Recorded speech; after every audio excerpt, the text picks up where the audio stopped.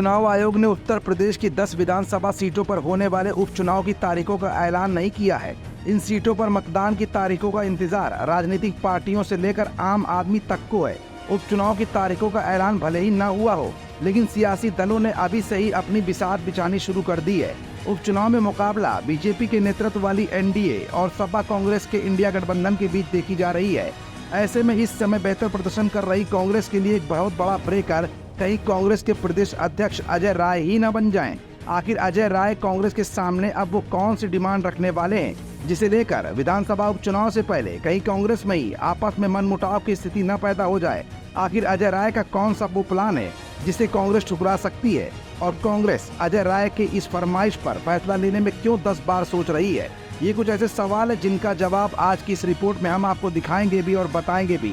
दरअसल जो अजय राय मध्य प्रदेश विधानसभा चुनाव से लेकर अभी हाल ही में हुए सीटों के बंटवारे के मामले में सपा से 2-4 कर चुके हैं, कहीं वही अजय राय कांग्रेस के लिए भी भारी मुसीबत न बन जाए, ये भी आज की इस रिपोर्ट में हम आपको दिखाएंगे। दरअसल यूपी कांग्रेस के प्रदेश अध्यक्ष अजय राय अपने बेटे शांतनु राय को राजनीति में लॉन्च करने की तैयारी में जुटे हैं। अजय राय अपने बेटे शांतनु राय को मिर्जापुर के मंझवा सीट से चुनाव लड़ाना चाहते हैं।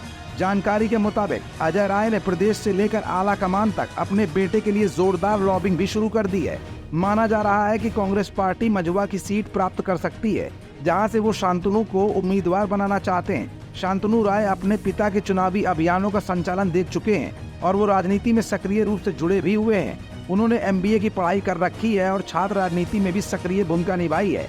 अजय राय के करीबी सूत्रों के मुताबिक मंझवा अजय राय का ननिहाल है और इस क्षेत्र से उनकी सियासी और पारिवारिक पृष्ठभूमि भी पूरी तरह से जुड़ी हुई है, इसलिए वो अपने बेटे को यहीं से राजनीतिक सफर की शुरुआत करवाना चाहते हैं। फिलहाल कांग्रेस पार्टी 10 उपचुनावों में से 5 सीटों पर चुनाव लड़ने की योजना बना रही है, जिसमें मंझवा सीट को प्राथमिकता दी जा रही है। समाजवादी पार्टी भी इस सीट से रमेश बिंद को उम्मीदवार बनाना चाहती है, जिन्होंने भाजपा के सांसद रहते हुए टिकट कटने पर समाजवादी पार्टी का दामन थामा था और अनुप्रिया पटेल जैसी बड़ी नेता को चुनौती भी दी थी। कांग्रेस पार्टी में वंशवादी राजनीति कोई नई बात नहीं है। अजय राय पहले वाराणसी से 2 बार चुनाव लड़ चुके हैं, लेकिन सफलता नहीं मिली थी। ऐसे में उनका अपने बेटे के लिए मंझवा सीट पर दावा करना स्वाभाविक भी है और इसे आला कमान द्वारा अनदेखा करना मुश्किल होगा। फिलहाल इसी कश्मकश के बीच बनते बिगड़ते समीकरण अजय राय के नए प्लान को भी जन्म दे सकते हैं, जो कहीं न कहीं कांग्रेस के लिए एक नई और बड़ी मुसीबत न बन जाए, ये भी देखने वाली बात होगी।